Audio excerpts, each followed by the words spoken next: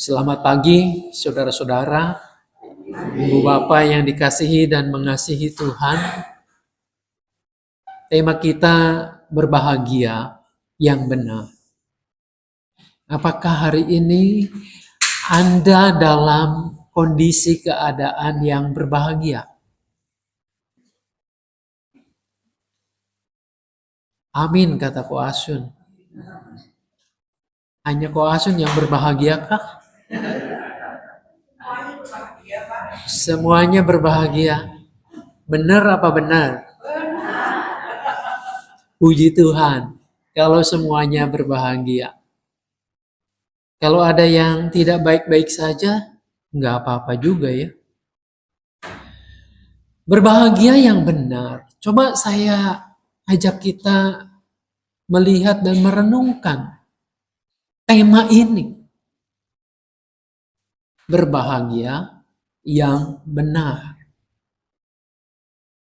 Artinya, ada juga berbahagia yang nggak benar kan.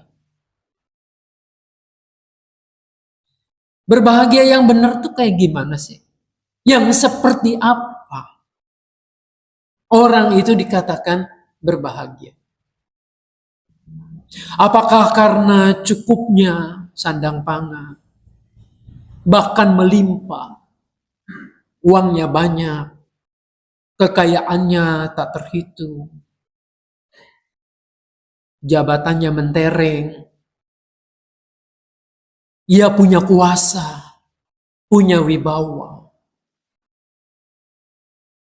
Apa itu ukuran bahagia? Kenapa Bu Bonio geleng-geleng?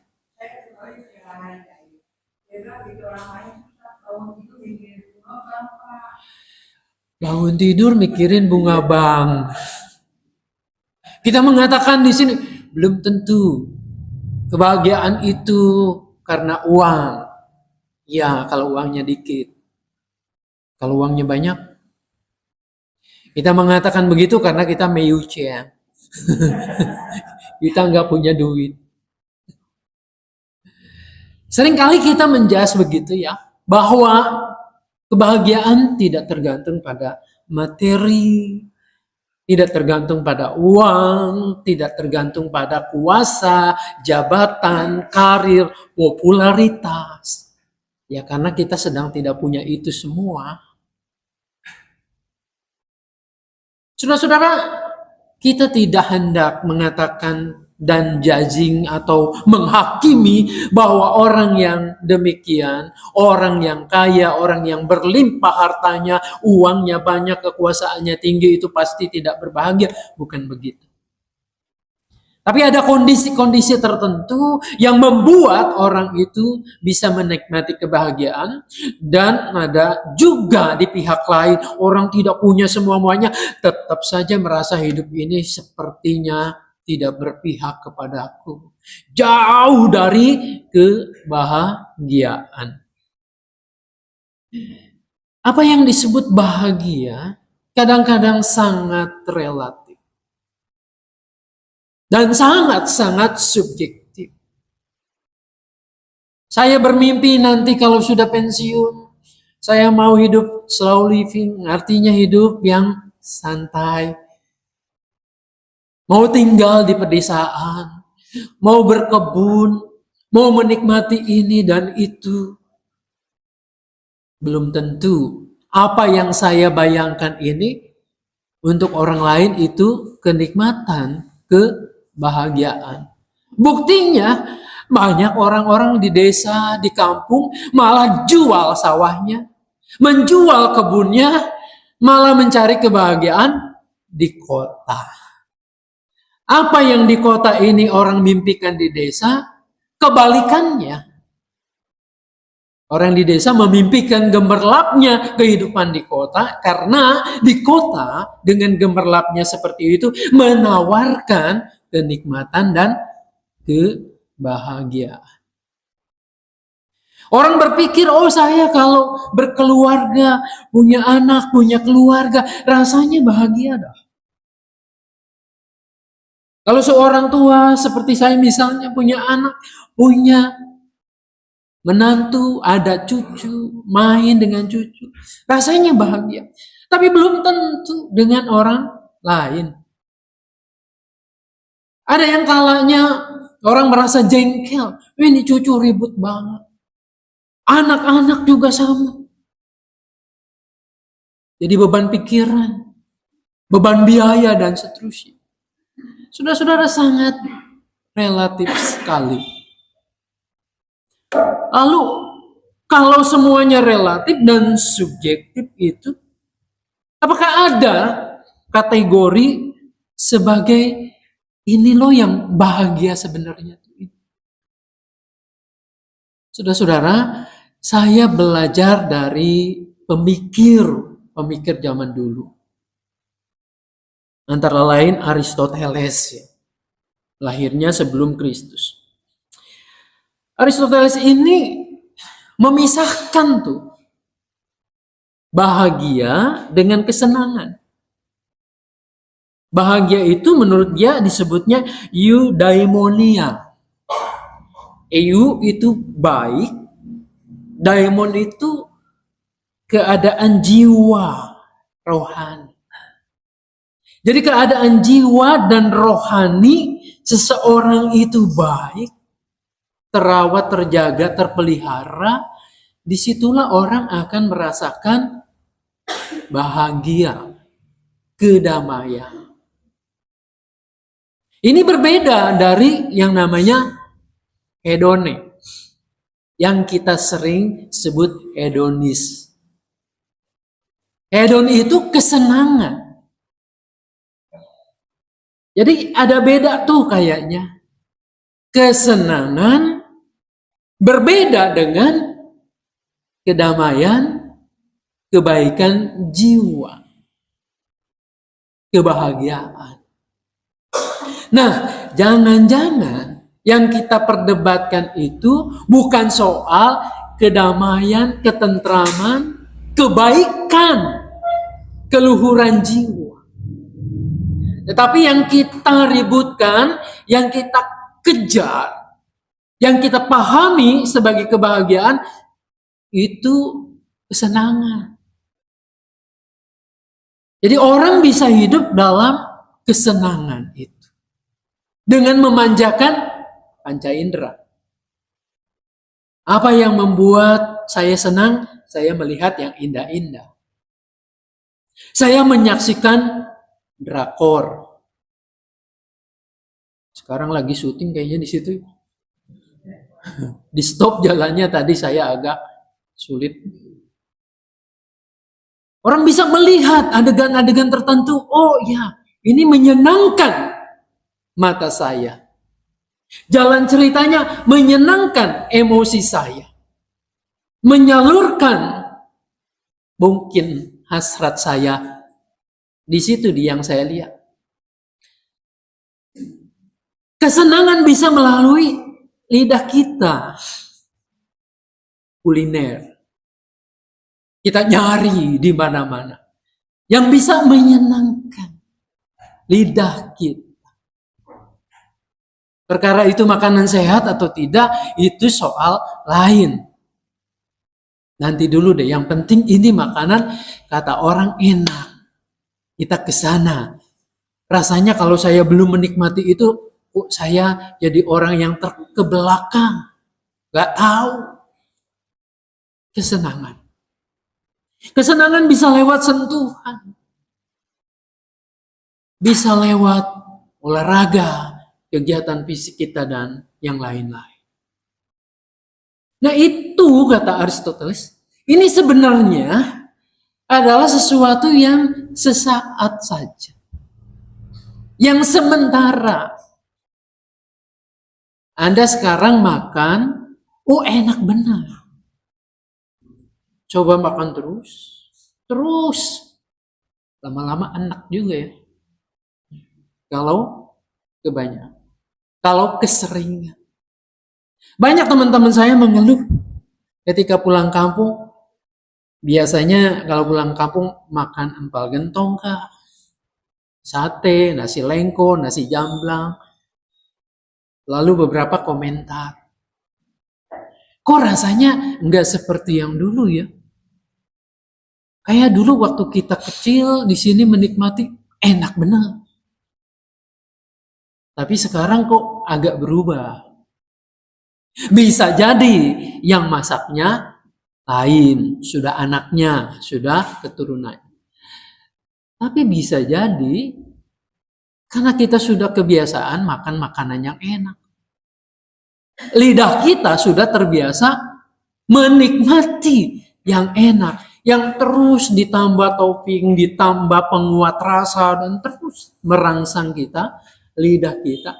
Makin lama, makanan yang sebetulnya dari dulu nggak berubah, kita mengatakan itu nggak enak. Kenikmatan sementara yang terus menuntut orang pengen lagi, pengen lebih enak, lebih nikmat, dan seterusnya. Ini juga dengan gaya hidup kita. Padahal Tuhan sudah menyediakan tempat tinggal kita. Kita bisa beristirahat apa?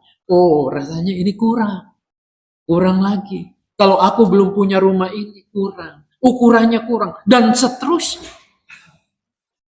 Manusia terjebak di sini di dalam kesenangan. Dan yang dicari itu adalah kesenangan. Celakanya, yang seperti ini divalidasi. Artinya, disahkan oleh tayangan-tayangan medsos, televisi, dan seterusnya. Bahwa gaya hidup seperti itu, gaya hidup hedon ini adalah gaya hidup yang keren. Saudara-saudara kita memilih di situ. Nah, kebenaran yang benar ini atau kebahagiaan yang benar ini sebetulnya bukan di situ. Kebahagiaan letaknya. Tapi bagaimana Anda dan saya mengendalikan diri dengan jiwa yang terjaga, yang selalu baik. Mensyukuri apa yang sudah Tuhan berikan. Makanlah secukupnya, kata Tuhan Yesus dalam doa Bapa kami. Itulah yang membuat jiwa kita terpelihara.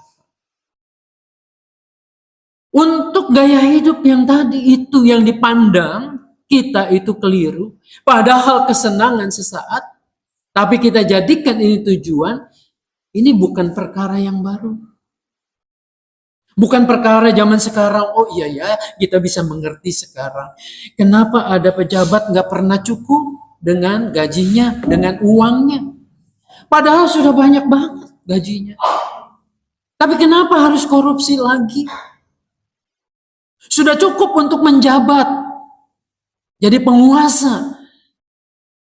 Ngakunya mau pensiun, tapi terus-menerus berusaha ingin menjadi penguasa lagi. Ini bukan hanya terjadi saat sekarang. Zaman dulu juga sudah terjadi. Kitab Mika menceritakan itu. Saudara-saudara, Mika itu menegur umat Tuhan pada sekitar tahun 700-an. Di situ Mika melihat kehidupan umat Israel. Para penguasanya tidak lebih baik dari keadaan para penguasa zaman sekarang. Suka korupsi, suka menindas, bekerja sama dengan pengusaha, kong kali kong, hukum bisa dibeli. Itu yang terjadi. Sehingga dipertanyakan ini di dalam firman Tuhan.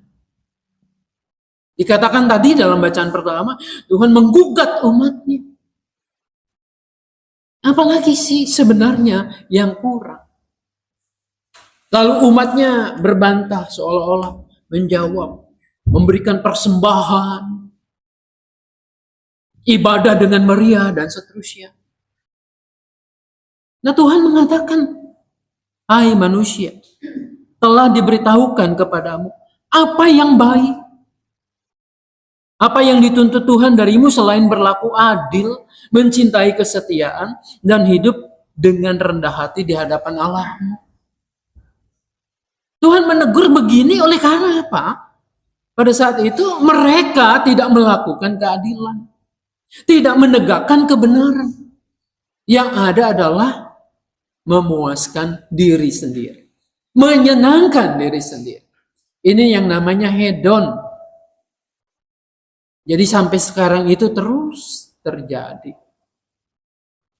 Nah, saudara-saudara, kita bertanya ya, kata Aristoteles tadi begitu, bahwa keadaan jiwa yang baik itu akan menolong orang merasa bahagia, bersyukur, hidup tentram dan damai. Namun orang kemudian bertanya lagi, bisakah manusia sepenuhnya mengupayakan itu? Kalau kondisi di sekitarnya, kondisi eksternalnya justru tidak kondusif. Bisakah Anda tetap melakukan perbuatan baik ketika di sekitar Anda justru yang terjadi adalah sebaliknya? Bisakah kita taat lalu lintas ketika kiri kanan kita justru melanggarnya? Bahkan kita diklaksonin terus tuh di lampu merah. Kalau berhenti pas lampunya hijau. Ketika seorang melihat di sekitarnya berjamaah melakukan sesuatu yang salah, yang keliru, maka ada keinginan, oh iya ya, inilah mungkin yang benar kayak begini. Atau sebaliknya, ketika Anda dan saya mau berusaha untuk menenteramkan jiwa, mengejar kebahagiaan itu, membuat jiwa kita ini baik, tapi Anda ditekan, ditindas, dianiaya, difitnah. Apakah bisa? Saudara-saudara, dalam pertimbangan manusia yang sulit untuk menghadapi kondisi demikian, maka kata bahagia yang dipakai oleh Tuhan Yesus bukan eudaimonia, bukan kedalaman jiwa yang diupayakan oleh engkau, oleh dirimu, tetapi Yesus mengatakan makarios. Makarios. Apa itu artinya? Berbahagialah, diberkatilah. Kebahagiaan ini karena terhubung dengan yang namanya transenden. Berhubung dengan Tuhan. Ketika Anda dan saya terhubung dengan Tuhan, kondisi eksternal bisa tidak kondusif. Anda bisa dianiaya, Anda bisa difitnah, Anda bisa diperlakukan kejam, Anda bisa duka cita, sedih, kehilangan orang yang Anda cintai. Tetapi karena batin terhubung dengan yang ilahi, dengan Kristus sahabatmu itu, maka makarios, diberkatilah. Karena jiwamu akan tenang, akan damai. Suasana ketenangan, kedamaian, kebahagiaan yang penuh itu bukan tergantung pada kondisi di luar, eksternal. Tapi kondisi hatimu yang terpaut dengan Allah, dengan Tuhan. Saudara-saudara, ini nampaknya sesuatu yang susah. Sesuatu yang bodoh. Orang dikatakan miskin kok bahagia. Orang dikatakan sedih, duka cita, kok kamu bersuka cita? Dikatakan kamu tertindas, berbahagialah. Dianiaya juga demikian. Lalu orang mengatakan itu kan kebodohan. Bukankah hal yang sama juga dialami oleh Paulus ketika memberitakan salib Kristus? 1 Korintus 1 ayat 18 tadi yang kita baca. Bahwa ketika memberitakan salib, penderitaan Kristus, orang memandang Paulus itu adalah orang yang bodoh. Tetapi apa yang bodoh oleh dunia ini? Justru di situ Paulus mengatakan mempermalukan orang-orang yang disebut pandai itu. Nah, mari kita dalami di sini. Ketika Anda dan saya terhubung dengan Tuhan, maka kondisi yang di luar itu tidak menentukan kebahagiaan atau ketidakbahagiaan. Ketika Anda dan saya merasakan Tuhan hadir dalam hidupku, ini seperti ketika Anda dan saya sedang mengalami hal yang sulit sekali, yang teramat susah. Tapi ada di dekatmu orang yang begitu kamu cintai, yang menyayangimu. Di situ sebenarnya ada kedamaian, ada kebahagiaan. Seorang anak kecil, bayi, ketika ia meronta-ronta, menangis dalam sebuah angkot yang penuh sesak, ketika ia ada di dekapan ibunya, ibunya memeluk, lalu menyusuinya, bayi itu menjadi tenang, menjadi damai. Bukan karena kondisi di luar, tetapi ada batin yang terhubung dengan sang ibu. Ketika Anda terhubung dengan Tuhan, penjara, kemiskinan, duka cita tidak menghalangimu untuk dikatakan makarios, berbahagia, diberkatilah kamu.